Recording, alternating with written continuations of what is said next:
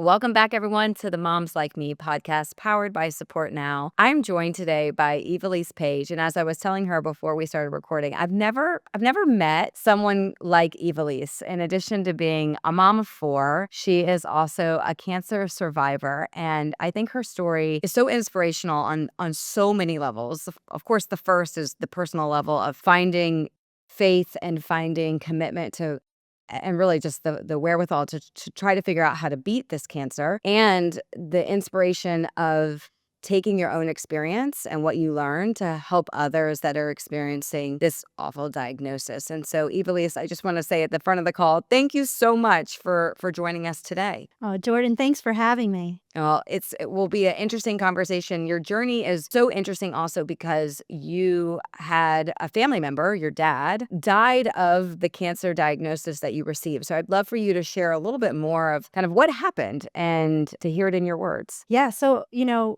we had definitely a strong family history of colon cancer in my family. My father passed away. My grandmother and half of her siblings died of colon cancer. I was actually diagnosed at the very same age, at the very same type of cancer that my father died of. So fear was a really big part of my story. I'm part of that 5% of cancers that are genetic in nature. I had something called Lynch syndrome, which is less than 3% of colon cancers that predisposes you to multiple cancers and at an earlier age. So I was doing all the right things by conventional methods. I was being really closely monitored by the conventional standards. And yet, I found myself during that time, I was a busy mom of four. I was homeschooling during the day, working at night, and I just thought that I was burning the candle at both ends. And when the summer hit and I was still just completely exhausted, I had to take 3-hour naps in the middle of the day every single day. My husband's like, something is wrong. And then that what led to the series of tests to determine why I was so exhausted, why I was severely anemic, and rushed to the hospital to actually, because my organs could have failed at any moment, my hematocrit levels were so low. Wow. And yeah, the doctors even told me there's no way that it's colon cancer. You had a colonoscopy a year prior, no polyps ever, nothing ever showed up. And he said, so it can't be that. And then sure enough, to rule it out as the last test is what actually found my cancer. Wow, Ivelisse, that is wild. And I think this is the fear that a lot of people have, is that you're kind of living your life, ignoring certain symptoms, blaming motherhood, exhaustion, and because it's so hard to know. It's so hard to know. Is this what I'm supposed to feel? I mean, you have four children, you're homeschooling, like, of course you're exhausted. And so it sounds like your husband was really the person that encouraged you to say, hey, let's not ignore these symptoms. There's nothing wrong with just taking a closer look at things. So thank God for him. Yes, definitely. And it's funny because I didn't have the traditional symptoms of what people look for with colon cancer. And so that's what was even more surprising. Right.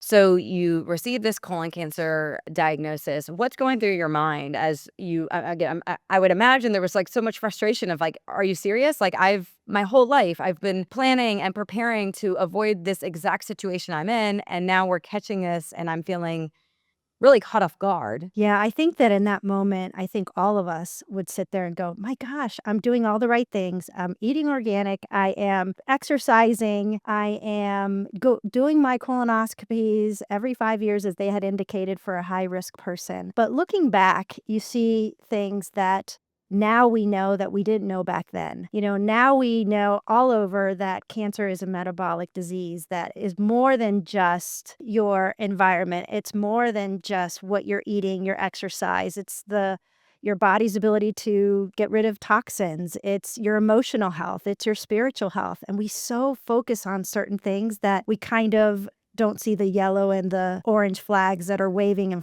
right in front of us. So you get this diagnosis, and it's, based off of what previous conversations and research I've done. Talk to me about your approach, because you didn't necessarily take a conventional route to conquer this awful diagnosis. What were the things that you began to do, and how did you come to those conclusions that this would be the route that you felt most comfortable pursuing? Yeah, my husband and I made the whole process in prayer. We really said, Lord, just open the doors that we should walk through and close the doors hard that we shouldn't. My husband wanted to put everything out on the table. I had a huge sheet that of questions that I had asked my oncologist, and one of them that was very telling, and it's actually part of one of the Believe Big resources now because I feel like we need to ask these questions and our care should be individualized and not standardized to what every colon cancer patient Right. faces. And because I was 37, I'm like, I am not a 60 plus person who is getting colon cancer. I'm healthy, I'm strong outside of this cancer. What are my chances of survival? And this was the question that was the big aha moment for me when I asked my oncologist. I said, what are my chances of survival with your treatment? And he says, "You really wanna know?" I was like, "Yes, I really wanna know." And at that point, they didn't know that it was in my liver. So at that point, they said I was stage 3 when I was actually stage 4. And he said, "Well, you have a 67% chance of survival if you do the traditional treatments and what you're doing now, with the amount of lymph nodes affected, with your age and your health, etcetera." I'm like, "Okay, that's not too bad." Here's the question that people don't ask. And I said, "What are my chances of survival if I do nothing?" I knew in my mind I was gonna do more than nothing, but I just said, if I did nothing of their treatments, what is my overall chances of survival? And this is what shocked me. He said 57%. And I was like, wait, only a 10% benefit of crushing my body at this point versus doing nothing? And he's like, yeah, well, people would do it for a 2% chance. And for me, it just felt like I would be burning down the whole forest for one rotten tree. And I didn't want to go down that path. And I think I asked him, I said, listen, I said, if you went through medical school, you went through 8 years and all these things and all the time invested in that, and you knew at the end of it, you had a 10% chance of passing that medical board.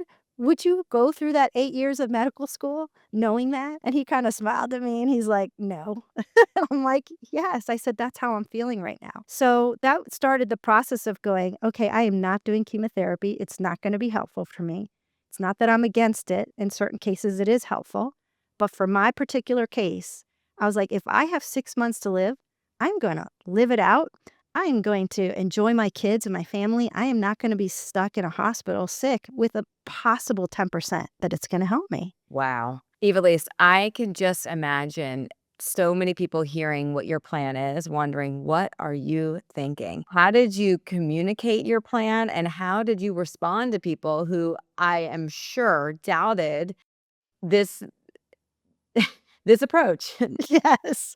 Well, it's funny because I think people really care. And I think we only see things from what we know right now. And anything that people know about cancer right now, they see it as a death sentence. They see it as there's 3 options: chemo, radiation, and surgery. And that's all conventional doctors can prescribe. And when I found those things, and Jimmy and I kind of laid everything out on our table, and we actually had an argument about it. And that happens a lot with caregivers and the patients, where one's saying, I'm not doing chemotherapy. I'm not going that route. And he's like, we need to keep it on the table. And I'm like, no, I'm not. And he's like, yes, we are. And then finally, after putting all the things on the table and the plan, he was so amazing because he said, Evilise, he goes, I've realized that we can do everything right and you can die. We can do everything wrong and you can live.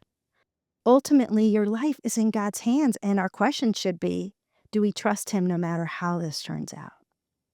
And that was another aha moment for me, where I felt like I stopped being with the tight fist of my way. This is what I'm going to do. And I released it and opened my hands. And I would be every day, I was like, Lord, take from me what you need to take and give me what I need. And it was just such a peaceful journey because I was wise and researching and doing all the necessary things. And yet I was also relinquishing, knowing that there's a greater purpose in my life. And I just had to rest in that. Wow. So you decline the chemo. What does your day-to-day look like? So how do you begin? You said you're doing this research. I know a lot of this based off of research is around eating organic and exercising, but what did like a typical day in the life life, of Ivelisse Page look like? Yeah, so, it was interesting because I had to they then discovered that it was in my liver, and that turned the tables totally upside down. He's like, "Well, your decision not to do chemo, I agree now because it's even less possible that it will help you because typically 10 weeks post-surgery, the cancer's back in the liver." That is how scary once it's in the liver it is. And so when we were looking at all of our options, two people from two different walks of life told us about a physician that we needed to see. And I took that as a sign to say, I need to listen to that. And that was 2 weeks before my liver surgery. And we went into his office, and he was trained in Switzerland. And he actually brought mistletoe therapy, kind of one of the first here into the United States all those years ago. And he was the one that looked over our case. Jimmy was asking him questions. We were both sitting there. And he said, you guys have such a great plan. Jimmy's done great research. He was in the health and wellness industry for 20 years. So he knew what sites to look into, where to go. And again, this was 2008, where the internet is not what it is today. And the resources aren't what it is today. So thankfully, he knew where to look. But he said, you need mistletoe. You're doing everything right, but you need mistletoe. And I'm like, wait, isn't that what you see at Christmas time? Yeah, you're like, "This is What is mistletoe?" I need And to he's kiss like, my husband." Like, yes. I "Sure, go, I'm this is happy to do that." exactly. He goes, well, it does help in that sense too. I'm like, oh, okay. But he said, no, mistletoe therapy has been used at that point, for almost 100 years for cancer treatment all over the world, except for here in the United States. And mistletoe is such a unique plant. It is the most widely studied substance, complementary therapy to cancer, and it causes cell death, the cancer cell death. It helps to improve tumor suppression. It helps to keep your blood counts at a good level. It helps with energy, with strength, with mood, so many things. And I was like, that sounds amazing. But like with any other medication, I'm like, what's the downside? Mhm. And he's like, no, outside of a few cases where there could be an allergic reaction, there aren't any. And I'm like, wow, well, that seems like I have everything to gain and nothing to lose. And so that day in his office, I had my first injection of mistletoe, So and that it was changed so my I'm sorry to life. cut you off. So I'm like, what is it? Like, they just infuse it into something and it's an injection? Is it a drink? Like, how does it actually make its way into your system? Yeah, well, at that time, mistletoe is grown, only the European version of mistletoe. There's over 1,600 varieties of mistletoe all around the world, but only the European version has the anti-cancer effects that they've been studying. And depending on the tree that it's grown, whether the oak, the apple, the pine, the fir tree, has different properties, and it attacks different types of cancers. So that's why it's something that you can't just say, I'm just going to go on Amazon and buy mistletoe. No, it has to be prescribed by a physician that's trained in how mistletoe is used for cancer treatment by an integrative oncologist. And so, yeah, it's an injection. I only did the injection. Now, here in the US, intravenous applications are available for later stage patients. That would have been helpful to push back the cancer, to stabilize a patient, and then they can continue on with the subcutaneous injections. And what was the schedule in which you were getting these injections? Yeah, well, and that's the beautiful thing about mistletoe. Everyone responds differently to the different strengths. So I had to find out what tree, what strength was best for me, and what cadence. And for me, at that time, they had a series where every other day it would continue to increase in potency until I got to the one that was a reaction, right? And then I would start back to the first dosage level. Nowadays, what they do is they see what dosage you get a reaction on, and then you stay on that. And it's typically 3 times a week. Wow. Again, it's just so interesting because I had never heard of mistletoe therapy up until I met you and went to your website and learned more. I'm curious, in your opinion, why are therapies like this not better known to cancer families or people with a cancer diagnosis? Yeah, well, our country's very pharma driven, and, mistletoe, natural substances cannot be patented, and people don't realize that. And here in the United States, until a substance has gone through all 3 phases of a clinical trial, it cannot be considered as part of standard of care therapy. Now, to the pharma's credit, if they're not going to make money on it, why are they going to spend all the millions of dollars on a substance that will not help them in the long run too? So I see the business side of that. But what's hard is that outside of organizations like Believe Big that are raising funds for these natural therapies for cancer, they will not become a part of standard care. And so we actually launched the first ever mistletoe clinical trial with the Johns Hopkins University School of Medicine. Phase 1 completed, and it showed incredible results. People can look at that paper that it was published in on our website. And now we're actually about to begin phase 2. And so our hope is that once this is completed, all 3 phases, it'll be approved as standard of care oncology as a complementary treatment, and then insurance can cover it, and that would be the huge win. Wow. So I want to come back to Believe Big in a second. And let's go back to you're starting to get this mistletoe therapy.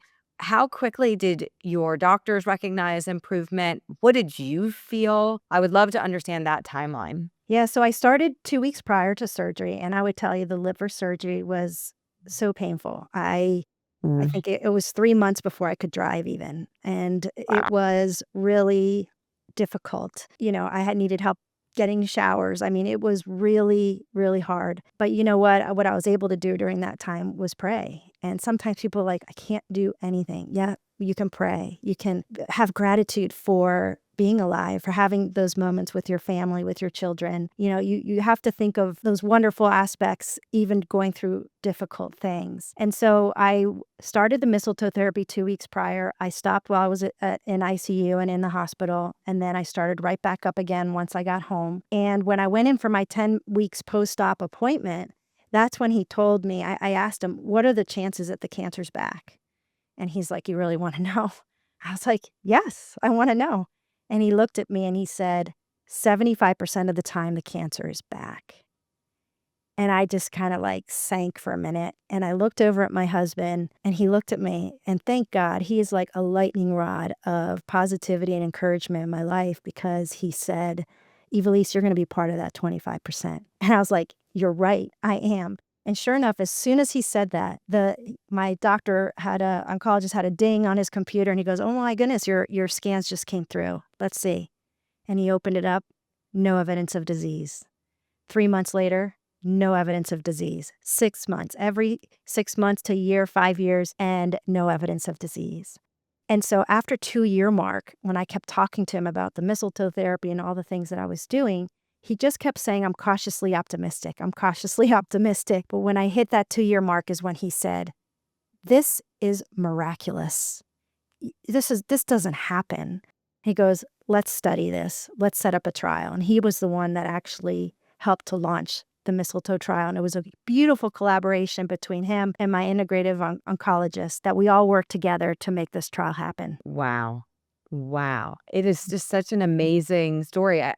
Have you fully come to grips that it worked? I mean, do you still have moments where you ponder, did I do it? Like you beat stage 4 cancer. I mean, it's not something you hear. Those are not stories that are often highlighted. Yes, and I know mistletoe have played a huge part, but like with it's never one thing. It is not the magic bullet. It's not, let me just get mistletoe and cure my cancer. There's so many aspects to healing. And another aspect that I don't talk a lot about, but recently I have, is about emotional healing. I also had an incredible prayer service before my liver surgery that I believe started that healing process. And I believe God spared my life so that I could bring hope to those who are feeling hopeless in their cancer diagnosis. So there was more than just the mistletoe. I know God intervened and allowed me to be here today to be his hands and feet and support people. So how long have you been cancer free? So like I mentioned earlier in the podcast, and I say our words matter, I say I had Lynch syndrome. I used to say I have. So I had Lynch syndrome. And what that means is that you are predisposed to multiple cancers and at an earlier age. And so I was free of cancer until 2022. And I had a second cancer. So it wasn't a recurrence. It's a secondary cancer. I had endometrial, the start of it, and it was stage 1A. And that's where it typically goes, the Lynch. As you get older, your hormones are changing, stress, cortisol levels are changing. There's so much happening at that time. And I was in burnout. I was pushing myself too hard. And so you cannot minimize the emotional implications that have on your physical body when you're not taking care of them. Mhm. And I know that that's how it expressed, and it gave cancer a perfect opportunity to take advantage. Wow. Yes. But that was So much shorter. what no, it sounds like it. I'm also curious, there are, as you know, a lot of people when they're experiencing a cancer diagnosis or a major life moment, they are reluctant to allow people to support them. And I think something that you so beautifully articulate is that support doesn't have to be physical. It can be prayer, it can be words of encouragement, like that in itself can be healing.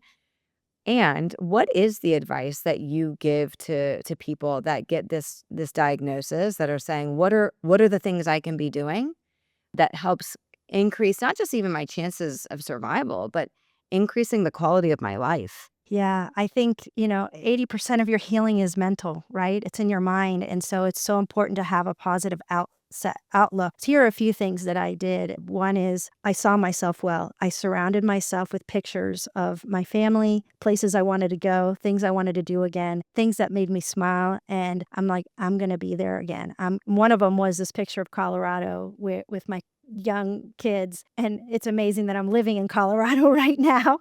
But so I pictured myself well. Every day I did not stay in my pajamas. I got dressed. I put on my makeup because if you feel like you look good, then you feel good. So I did that every day. And I think one of the lessons that I think I love what you guys do at Support Now is that you make it easy for people to get help. At that time, we had to string along so many different options in order to get help. And thankfully, I had a community that surrounded me.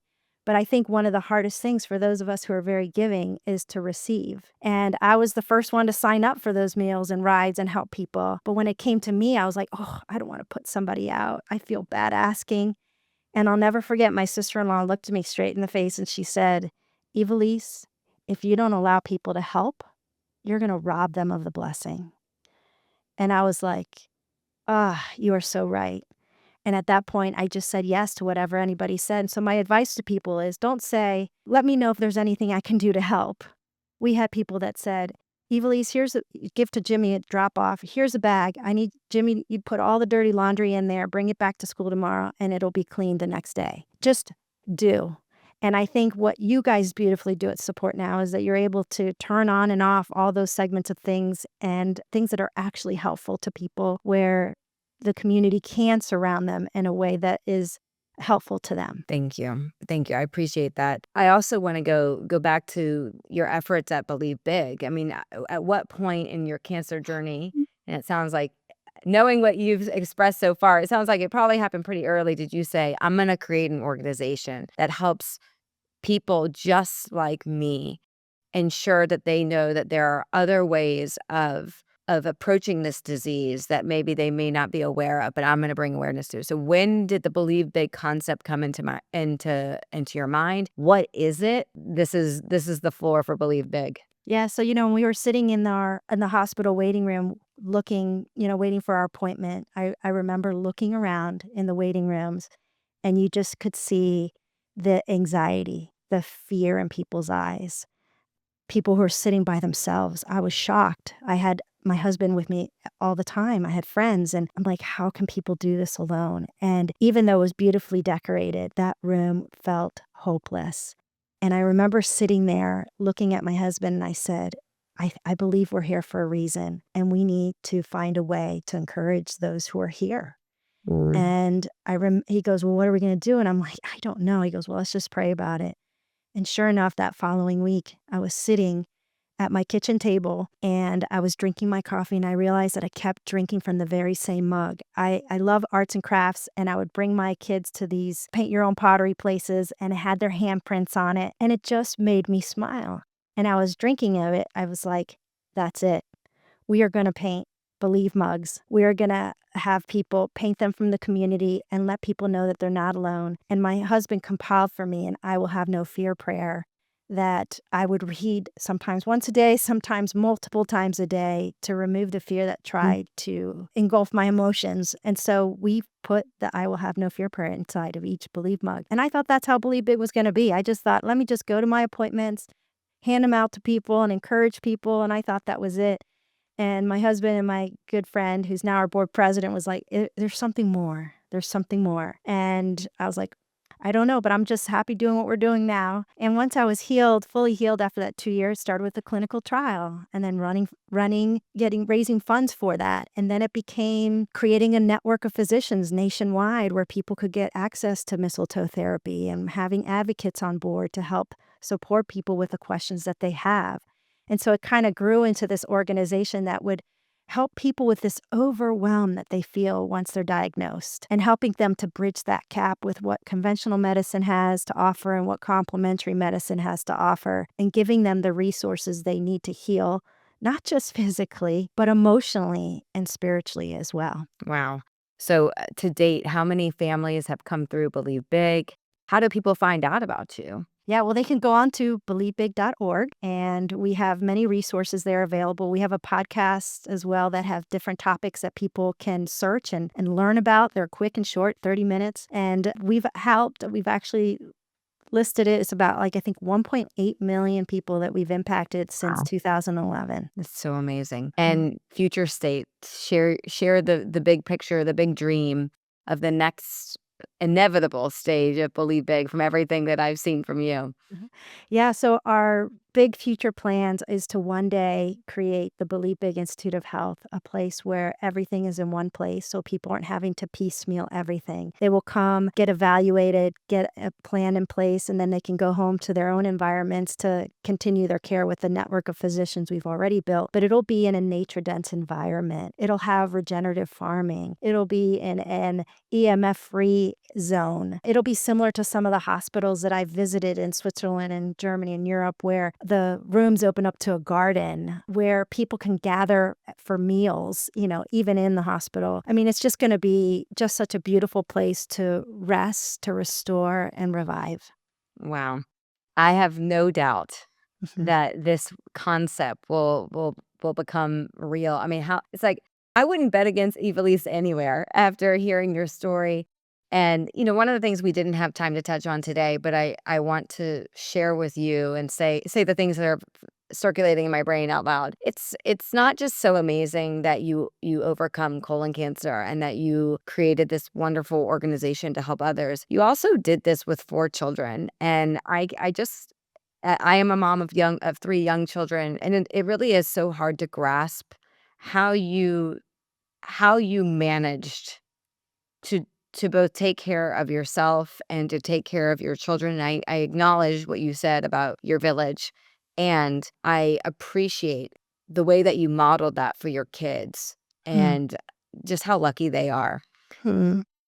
to have seen you go through that and to see what you and your husband continue to accomplish. Oftentimes in this podcast, we talk a lot about the mom angle. And we just didn't get to it in this episode, but I just wanted to say, like, it really is so inspirational. And even if you're like myself, who thankfully hasn't had to endure what you have, I acknowledge just how special that is. It really is. It's such a gift. And I think for every mom that is out there, I feel like, we each have an opportunity to show our kids, strength, courage, how to handle fear. And we can do those in those simple ways. And even as hard as it was, every time I see a graduation or a celebration or a birthday, it's even extra special in our family. So I have tons of gratitude for God saving my life. And I know that so many courageous women that are out there listening to your podcast, and just say, take one day at a time, ask, what is it that you need me to do today? And that's all that we're responsible for. Yeah, I love that. Well, we'll end on that note, Evelise. Thank you so much again for your inspiration, your just honestly, your transparency and how you've done this, your conviction. And I am super grateful for all the opportunities to serve more Believe Big families and look forward to hopefully many more conversations. Well, thank you, Jordan. And real quick, if anyone is interested in learning more about health prevention and thriving, or if you're on your cancer journey, we are having an integrative cancer symposium on Saturday, September 13th. And there are virtual options. So if people would like to find out more and purchase tickets, they can go to believebig.org as well. So glad you mentioned it. Thanks you, Evelise. We'll talk soon. Thank you.